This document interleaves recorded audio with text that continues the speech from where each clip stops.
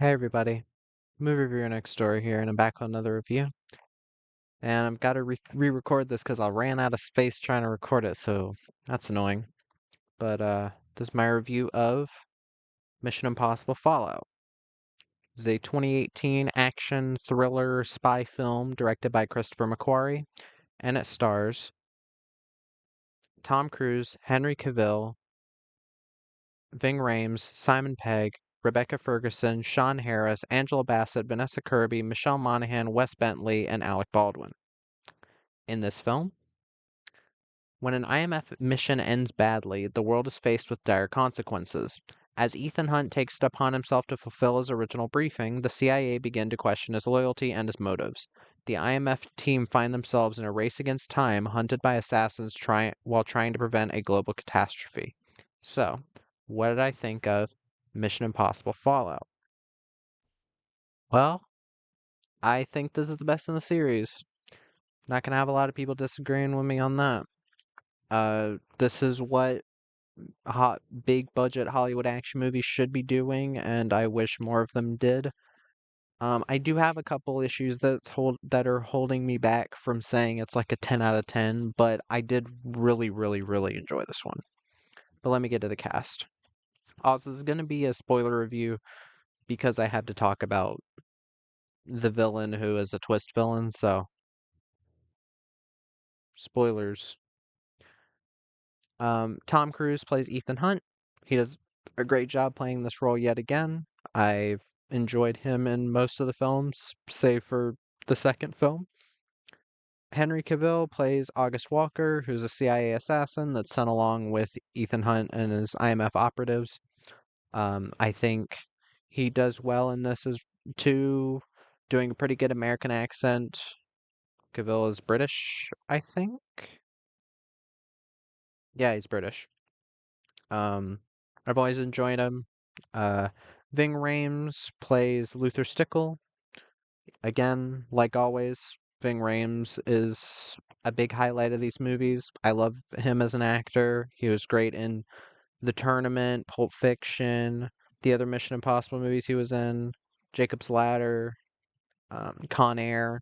Been plenty of films. Simon Pegg plays Benji Dunn. I think he does a pretty good job playing the role yet again. Um, and it was nice to see him get a bit more to do than in the last film. Rebecca Ferguson plays Ilsa Faust. Again, MI6 agent uh, that was infiltrating the syndicate. Um, I think she gets some pretty cool stunts to do in this, some pretty cool action bits. Sean Harris plays Solomon Lane, like a villain from the last film, kind of ongoing. Uh, he was probably he was my least favorite character in the last film, but I think they do a little bit more with him here, so I'm not like as upset about him. Um, Angela Bassett plays Erica Sloan. She's working with the CIA. I think she's a head or something. She's fine. She's kind of just there. Vanessa Kirby plays the White Widow. I think she does good for this role, and I know that she's going to be in the next film, so I can't wait to see what they do with her. Michelle Monaghan plays Julia, um, Ethan's wife. I'm glad that they gave her a bit more to do in this film than the cameo that she had at the end of Ghost Protocol. Um, Always enjoyed her as an actress since Eagle Eye. Um, and oh yeah, Constantine. Uh,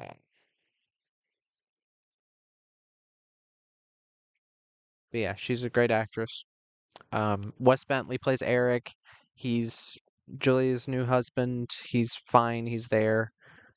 And Alec Baldwin plays Alan Hunley. Um, he does his role. I don't mind him here. And here's the thing with this film. What I always want in a Hollywood action film like this is stunts or action scenes that you wouldn't be able to get with a lower budget. And here, I think they 100% deliver. Not that they didn't in the last film, but This film goes for bigger. It tries to stretch the budget even more, and I think they produced some pretty great results, or pretty fantastic results in many cases. Um, and I think while I wouldn't agree with people saying this is one of the best action films ever made, I would agree saying there's some of the best stunt work or some of the best action scenes in this. Now, I'm not saying any of these are the best, but they're up there in terms of what Hollywood has accomplished with stunt work and actors doing their own stunts. There's some insanely impressive stuff in this, especially the beginning where, or near the beginning where they're jumping out of the plane doing skydiving for real. I forgot if Henry Cavill was actually doing the skydiving, but Tom Cruise is for sure. Um, there's the bit at the end with the him climbing up the rope into the helicopter during that scene, which is an awesome action scene. And he, um, yeah, getting in there, basically evading Henry or Cavill's shooting at him, and then bumping into it, and then the whole climbing up the mountain thing. Very awesome action scene that doesn't feel like it goes on too long, even though it is quite a long action scene. It's very well paced. Some very insane stunt work there. It feels like Cavill did that stunt work as well, which is great. And aside from that, one of the big improvements this film has is a better villain. Now, I'm gonna say who the villain is. Again, I said spoilers. Henry Cavill's character turns out to be the villain. And while I think at certain times they're very close to giving that away too early, like it's not, I think it is kind of telegraphed a bit too much. Like there are times where his character, like they mentioned like before, like at their first meeting that he's killed basically everybody that could have led them to the syndicate's leader, which is a bit fishy already. Maybe it doesn't immediately tell you that he's the villain, but I was like that's a bit weird and a bit convenient. And then he's trying to frame Ethan later as being the bad guy, which was weird, and I was like, why is she believing this? But yeah. Um that was weird, but still I think this is the best villain we've had since Philip Seymour Hoffman in the third film. I'd say this is a bit better than Philip Seymour Hoffman, and not because if Philip Seymour Hoffman was in more of the movie, I would say that he's still above Henry Cavill or August Walker or whatever this character's name is. But the fact that Philip Seymour Hoffman was only in that movie maybe 10, 15 minutes, like acting, it's kind of lower for me because I'm like, I loved his performance in that, but he's not in it enough for me. And here, Henry Cavill's in pretty much the entire movie. So that was nice to see a villain like go infiltrate and get into Ethan Hunt's head from the inside, try to make him think he's crazy at times. I like villains like that, psychological villains, even though he is also physical. Um, but I do enjoy him as a villain. Um, again, the action. There's the helicopter chase at the end, very impressive. Tom Cruise doing his own stunts. It looks amazing. Uh, the bit at the beginning with the skydiving, the car chase later having to do with getting what's his name? Solomon Lane out. The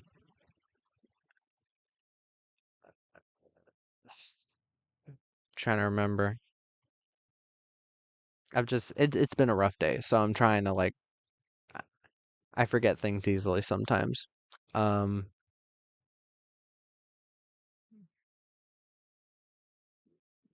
the frickin' well, yeah, there's just a lot in this movie. Could there have been like one or two more action scenes? Yeah, whatever. Oh yeah, there's a foot chase that's pretty impressive. Tom Cruise jumping out of a window onto this big thing, holding onto the bottom of an elevator. Um, Not a lot of shootouts, which there's never been like a ton of shootouts in these films except for like Mission Impossible 2 because John Woo. But yes, very impressive action, very well staged action. Um, no noticeable CGI really anywhere. Um, I love the way that Henry Cavill's villain goes out, where Tom Cruise is like, okay, there's this cable like holding the helicopter up, and Cavill's like climbing up after him, and he like pulls on the cable, and then this fucking hook comes down and just basically impales Henry Cavill in the forehead. You barely see it because again, it's PG-13 in Canada, PG, but it's a pretty fucking awesome death. It's the best death we've gotten for any villain so far. Um, and he just like it gets flung down into this abyss with the helicopter. That was sick. And the freaking oh my god, just th- this film knows what to do. I think Christopher McQuarrie learned his lesson from certain things with the last film. The color correction is way better here. Um, there's not the weird orange like Cheeto face thing like the last film had that did distract me quite a bit. The pacing for the most part is pretty good. Again, I do think that this film is a bit too long. It is an hour and 47 or 2 hours 27 minutes, which is way too long. I think you could have cut like 10 minutes out of it or 12, something like that. It didn't need to be more than two and a quarter hours. Um, Certain dialogue scenes could have been cut down and you would have had a better flowing movie at times. Um, the it was nice to see Julia again as a character. I'm glad that we got her doing something like actually helping the plot. It was the way they did her cameo in Ghost Protocol. I'm not mad at, but I did something deep inside me was like I wish she was doing a little bit more, you know. Um, but it was nice to see Luther, Benji, and Ilsa return and do quite a few things. I'm kind of glad that they got rid of Jeremy Renner for this one because he really didn't do much in the last film, and I just wish he was doing his own series like this. Um, but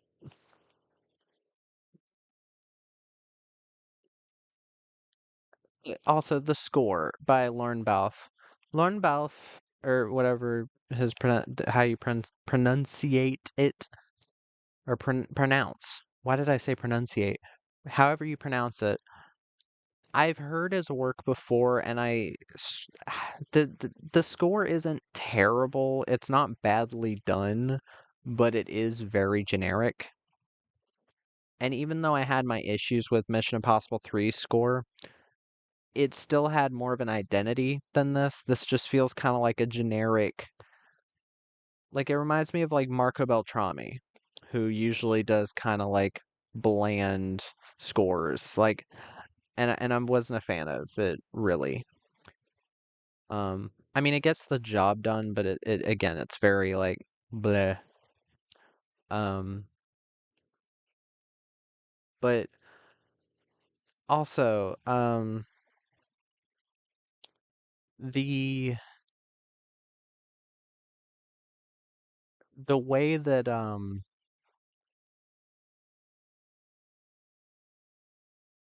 the way that this film continues the plot from the last film, sorry, I'm kind of losing myself here.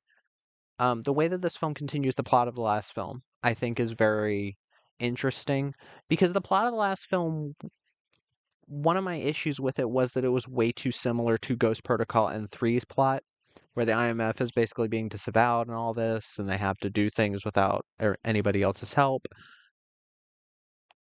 But here they change it to the IMF are still here, are here now. but there's people within the organization after them, and they're still after the syndicate from the last film. And it continues that plot without the last film having felt like an obvious cliffhanger ending. It was still a complete ending for the last film. And it continues it very well, even though, again, I'm not big on Solomon Lane as a character. He's kind of like whatever. But still, I was like, okay, this works. It makes sense. And again, I think Henry Cavill, it's nice to see him as a villain. Uh,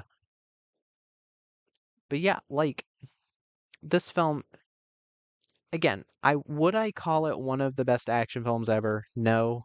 Do I think it has some of the most impressive stunt work in movies nowadays? Yes. 100%. The helicopter bit is insane. The skydiving is sick because most actors wouldn't dare do their own actual stunts. Again, I have my issues personally with Tom Cruise being involved in Scientology, but that doesn't really matter here. If it was a movie that was like funded by Scientology or something, I'd be like a little bit differing to that. But still, sorry, I'm brushing my hair so much. I can't keep it from getting in my eyes. Oh no. But yeah, I do enjoy the film, and I really had fun with it. Again, this film did not need to be 2.5 hours, and the next film is almost 2 and 3/4. But still, I enjoyed it, and I hope to enjoy the last film in the series. Also, again, 500 subscribers. Y'all need to comment, tell me what I need to do for 500 subscribers. I don't know what to do. I was thinking of doing a live stream at some point, but I'm not sure. What do y'all want? Let me know. Um, and that was my review of Mission Impossible Fallout. If you have seen the film, let me know what your thoughts are in the comments down below. If you have any recommendations, put them down there as well. And Movie Reviewer Next Door, out.